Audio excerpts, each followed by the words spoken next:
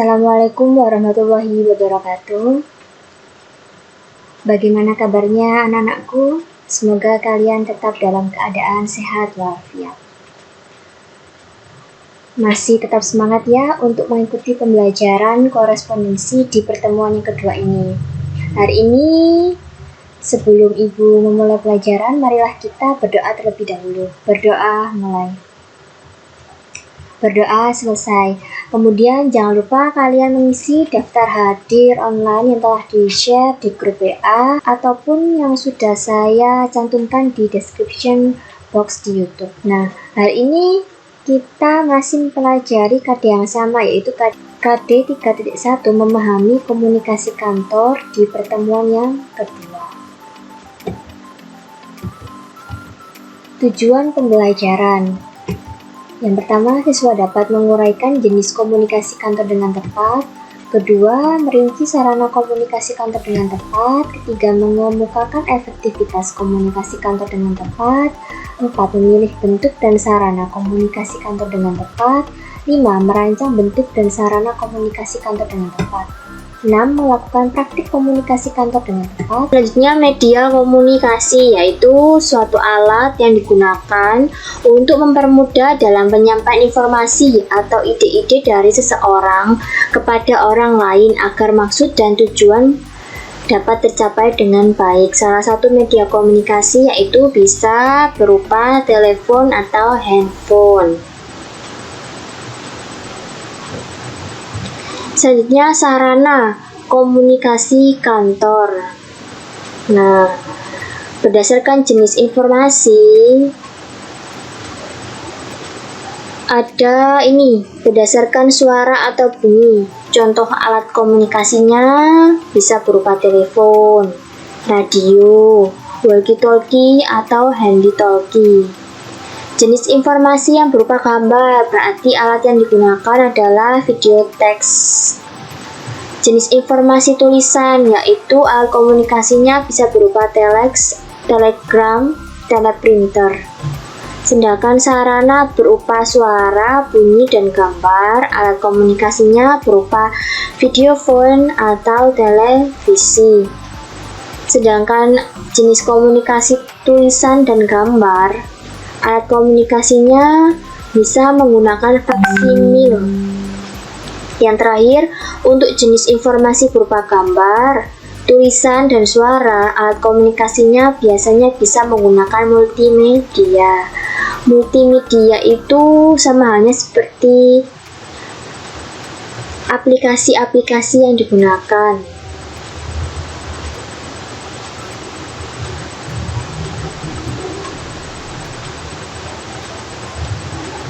Selanjutnya, jenis media komunikasi. Jenis media komunikasi dibagi menjadi 3. Yang pertama ada media audio atau pendengaran, merupakan media komunikasi yang dapat didengar. Misalnya, radio, tape recorder, telepon. Yang kedua, media visual atau gambar, yaitu media yang dapat dilihat dengan mata. Misalnya, surat, gambar, dan lain-lain. Yang terakhir, media audio visual, yaitu suatu media yang dapat dilihat dan didengar, misalnya televisi, film bersuara, pertemuan atau meeting yang menggunakan LCD, yang terakhir wawancara, dan sebagainya. Yang terakhir, selanjutnya hambatan komunikasi.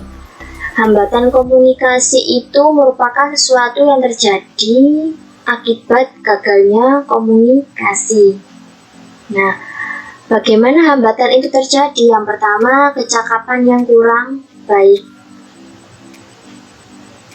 Kecakapan itu maksudnya seperti halnya cara berkomunikasinya itu kurang baik.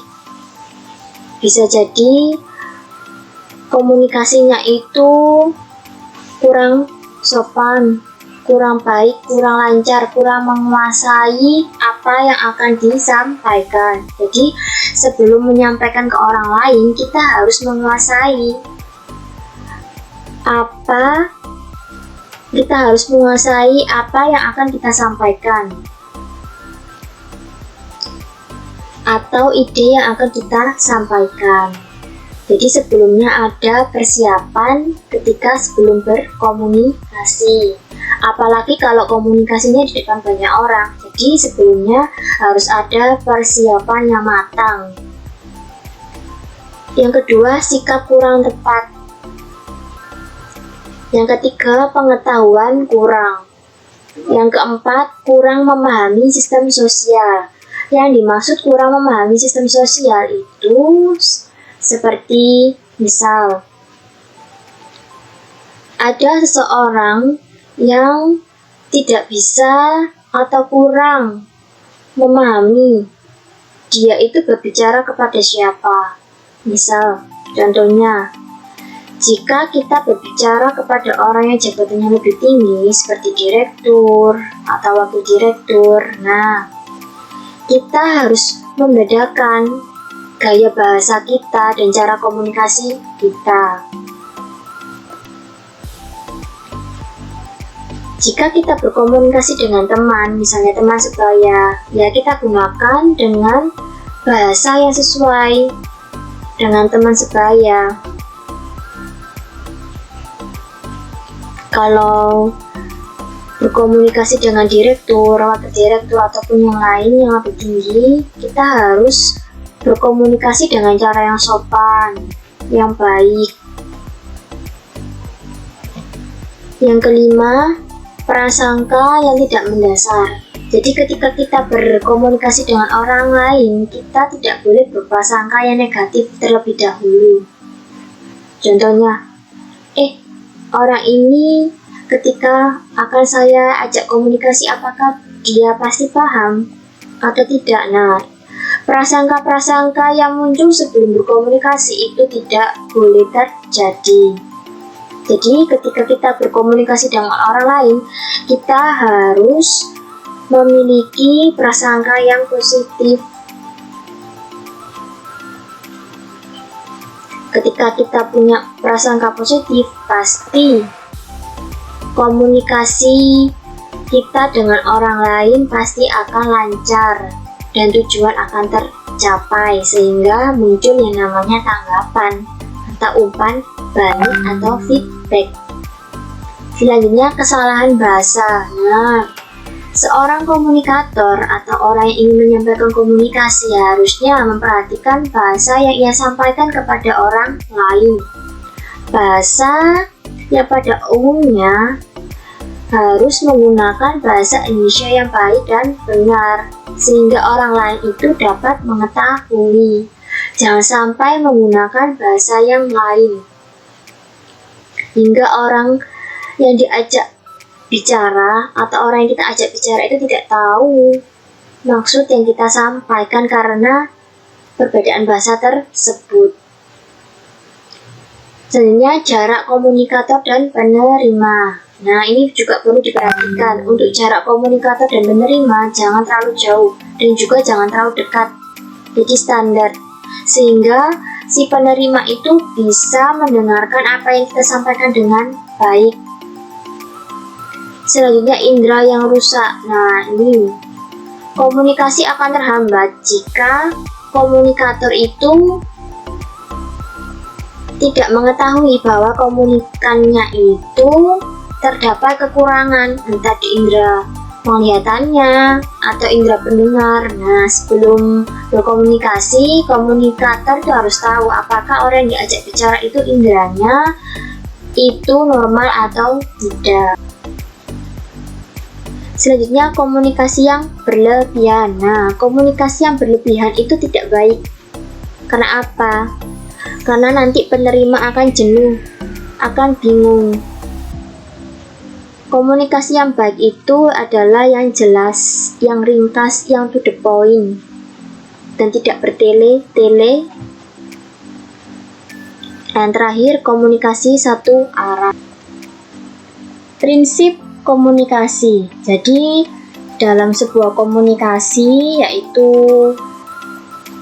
cara untuk menyampaikan informasi kepada orang lain itu harus ada prinsipnya. Prinsip dalam komunikasi terbagi menjadi 5 macam. Yang pertama ada prinsip motivasi, yang kedua prinsip perhatian, ketiga ada prinsip keinderaan, yang keempat ada prinsip pengertian, yang kelima ada prinsip ulangan. Mari kita bahas satu per satu. Yang pertama ada prinsip motivasi. Apa itu prinsip motivasi? Prinsip motivasi yaitu dorongan untuk membangkitkan minat terhadap seseorang atau pendengar dalam menanggapi suatu masalah atau topik yang diperbincangkan. Jadi seorang komunikator itu harus pandai untuk memotivasi atau mendorong si pendengar agar sama-sama saling berkomunikasi. Yang kedua yaitu prinsip perhatian. Apa itu prinsip perhatian? Adalah prinsip yang memusatkan pikiran pada suatu masalah atau objek yang dapat menarik perhatian pendengar. Jadi, selain komunikator itu bisa memotivasi orang lain, seorang komunikator itu juga harus bisa memberikan prinsip perhatian. Perhatian di sini bukan berarti perhatian dalam kutip yang jelek, tetapi perhatian terhadap topik atau suatu masalah yang diperbincangkan agar si komunikan itu tetap mendengar. Yang ketiga yaitu prinsip keinderaan. Apa itu prinsip keinderaan? Prinsip keinderaan adalah prinsip yang menyajikan suatu informasi dengan menggunakan media komunikasi atau peraga seperti slide ataupun LCD. Nah, jadi dengan media komunikasi tersebut bisa memancing pendengaran, penglihatan, dan tangan pendengar untuk aktif. Yang keempat ada prinsip pengertian. Prinsip pengertian adalah suatu prinsip untuk penyampaian informasi secara lisan atau penyampaian pembicaraan yang mudah dimengerti oleh pendengar sehingga mudah dihafal dan dipahami oleh seseorang. Jadi ketika seorang komunikator itu menjelaskan suatu informasi, komunikator itu harus menggunakan bahasa yang mudah dimengerti atau dipahami oleh orang lain. Jangan berbicara terlalu cepat ataupun terburu-buru. Nah, jadi dalam menyampaikan informasi, seorang komunikator atau orang yang menyampaikan informasi itu berkomunikasinya harus jelas, harus bisa mengerti orang lain supaya orang lain itu juga mendengarkan apa yang kalian sampaikan. Yang kelima ada prinsip ulangan. Ulangan di sini bukan berarti ulangan ujian, bukan. Maksud dari prinsip ulangan adalah prinsip yang menghendaki adanya pengulangan materi yang penting. Jadi materi penting itu diulang lagi agar pendengar atau komunikan itu lebih mudah mengingat kembali. Jadi ketika kalian menyampaikan suatu informasi kepada orang lain, kalian harus mengulang kata yang penting itu tadi. Nah, supaya apa? Untuk memastikan bahwa komunikan itu mengerti apa yang kalian sampaikan. Jangan sampai komunikan itu lupa dengan apa yang kalian sampaikan itu.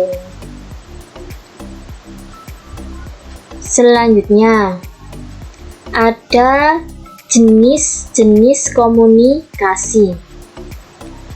Jenis-jenis komunikasi ada 5 macam. Yang pertama ada komunikasi intrapersonal. Intrapersonal adalah komunikasi yang dilakukan pada diri sendiri. Contohnya seperti apa? Contohnya itu seperti berdoa, bersyukur, introspeksi diri, berimajinasi, dan lain-lain. Yang kedua ada komunikasi interpersonal. Apa itu komunikasi interpersonal? Komunikasi interpersonal adalah komunikasi antara individu yang satu dengan yang lain. Kalau interpersonal itu terjadi antara 2 orang. Contohnya seperti apa? Kerja kelompok, diskusi, berbincang-bincang atau mengobrol. Yang ketiga ada komunikasi kelompok. Apa itu komunikasi kelompok? Komunikasi kelompok adalah komunikasi dengan 3 orang atau lebih dalam kelompok besar. Contohnya seperti diskusi, rapat, briefing, workshop, seminar, konferensi pers, dan lain-lain. Yang keempat ada komunikasi organisasi. Apa itu komunikasi organisasi? Komunikasi organisasi adalah komunikasi yang terjadi antara 3 orang atau lebih dalam jumlah yang besar dan terjadi pada organisasi. Contohnya seperti apa? Contohnya seperti musyawarah, rapat di dalam organisasi, dan lain-lain. Yang terakhir ada komunikasi massa, yaitu bentuk komunikasi yang menggunakan saluran atau media secara massal dan jarak jauh. Nah, jadi di dalam komunikasi massa itu biasanya menggunakan media atau saluran. Nah, biasanya komunikasi tersebut dinamakan dengan komunikasi telekonferensi, yaitu menggunakan media elektronik jarak jauh. Menggunakan media elektronik jarak jauhnya menggunakan apa? Yang pertama biasanya dibutuhkan sebuah komputer ataupun laptop ataupun kamera yang terhubung oleh internet, ataupun bisa juga menggunakan LCD. Contohnya seperti ini, komunikasi jarak jauh menggunakan media telekonferensi. Bisa juga menggunakan media Skype, aplikasi Skype, dan lain-lain. Selanjutnya, hal-hal yang dibutuhkan agar komunikasi efektif. Yang pertama adalah kontak mata. Apa itu kontak mata? Adalah cara yang digunakan agar komunikan merasa diperhatikan dan tidak merasa diabaikan. Jadi ketika kita mengajak orang lain berbicara, kita harus saling kontak mata. Kontak mata dengan cara yang baik, bukan kontak mata dengan cara yang tidak baik.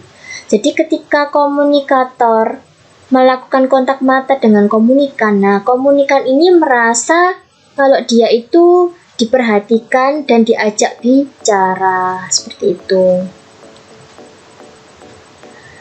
Yang kedua ada ekspresi wajah. Nah, ekspresi wajah sangat menentukan jelas tidaknya suatu pesan. Seperti mengangguk. Kalau mengangguk berarti paham ya. Tersenyum, mengacungkan jari, sehingga pesan yang disampaikan oleh komunikator mampu meyakinkan komunikan untuk memahami isi pesan. Postur tubuh. Nah, postur tubuh ini juga berarti ini dapat menimbulkan penilaian tambahan oleh komunikan. Misalnya, postur tubuh yang lebih besar biasanya itu ini timbul kesan kuat dan lebih dihormati daripada seseorang yang memiliki postur tubuh yang kecil. Tetapi tidak menutup kemungkinan bahwa seseorang yang memiliki postur tubuh yang lebih kecil itu juga bisa dihormati, asalkan seseorang tersebut itu pandai berkomunikasi. Pandai berkomunikasinya bagaimana?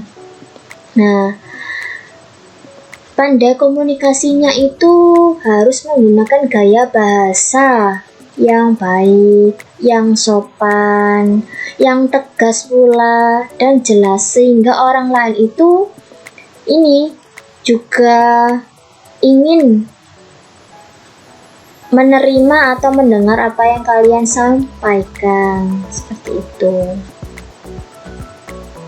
Selanjutnya, penampilan fisik secara eksternal. Biasanya selera berbusana. Nah, jadi berbusana itu merupakan cermin dari kepribadian seseorang. Dengan berbusana yang menarik, orang akan lebih tertarik untuk mendengarkan informasi dari kita, sehingga pesan yang disampaikan akan mudah diterima oleh orang lain. Contohnya, ketika kita ingin berkomunikasi dengan orang lain, baik secara personal ataupun di depan halayak ramai, orang banyak, kita harus berpenampilan yang bersih, yang menarik dan rapi, sehingga apa? Sehingga orang lain itu tertarik untuk mendengar. Misalnya pada acara seminar. Nah, seorang pembicara atau komunikator yang tampil di depan para audiens atau penonton, otomatis pembicara tersebut itu dia berpenampilan yang menarik dan rapi, sehingga orang lain itu tertarik memperhatikan apa yang akan disampaikan. Nah, beda lagi kalau seorang pembicara atau komunikator itu penampilannya tidak rapi, kotor, bau. Nah, otomatis kan orang lain juga enggan untuk memperhatikan. Nah, selanjutnya saya akan memberikan tugas individu dan tugas kelompok ya buat kalian. Nah, tugas individu ini di KD 3.1 yang pertama, untuk petunjuk pengerjaan, tuliskan nama lengkap, nomor absen, dan kelas di bagian atas buku tulis. Tuliskan judul tugas dan soal. Ketiga, kemudian foto secara jelas hasil tugas dan kirim ke Google Classroom kelas masing-masing. Nah, untuk kelas 10 OTKP 1 dan 2 dikumpulkan paling lambat 31 Juli 2021 pukul 23.59 WIB. Yang kelima, kelas 10 OTKP 3 dikumpulkan paling lambat 4 Agustus 2021 pukul 23.59 WIB. Nah, untuk soalnya ini kalian bisa lihat di tayangan video, ada 5 soal. Jadi untuk judulnya itu tadi ini ya, ini judul. Jadi di buku tulis nanti kalian tulis judulnya ini, tugas individu KD 3.1, kemudian tulis soal dan jawabannya. Selanjutnya tugas kelompok. Yang pertama, buatlah kelompok yang beranggotakan 6 siswa. Kedua, carilah informasi dari internet mengenai komunikasi kantor dan jenis-jenis komunikasi kantor lainnya. Isinya tidak sama seperti di tayangan video. Ketiga, selanjutnya buatlah makalah dengan judul Makalah Komunikasi Kantor. 4. Untuk sistematika makalah, yang pertama, font size cover atau halaman sampul atau halaman depan ukuran 14 dan ada logo sekolah. Kemudian ketik nama lengkap kelas dan nomor absen, maksudnya nama anggota kelompok. Font size isi makalah ukuran 12, font atau hurufnya Times New Roman, line spacing 1,5, teks rata kanan kiri atau justify pada isi materi. Beri page number atau nomor halaman, dan isi makalah maksimal 5 halaman. Kemudian sertakan dokumentasi foto kegiatan, tulis secara offline atau online, pilih salah satu. Selanjutnya, size makalah ukuran F4 atau custom size dan margin top 3 cm, left 4 cm, bottom 3 cm, right 3 cm. Kemudian file save as dengan nama ketua kelompok, strip, kelas, strip, judul makalah. Selanjutnya kirim file di Google Classroom. Jadi yang hanya mengirimkan di Google Classroom adalah perwakilan kelompok saja, jadi tidak semua. Untuk 10 TKP 1 dan 10 TKP 2 dikumpulkan tanggal 3 Agustus 2021 pukul 23.59. Kelas 10 TKP 3 dikumpulkan 6 Agustus 2021 pukul 23.59.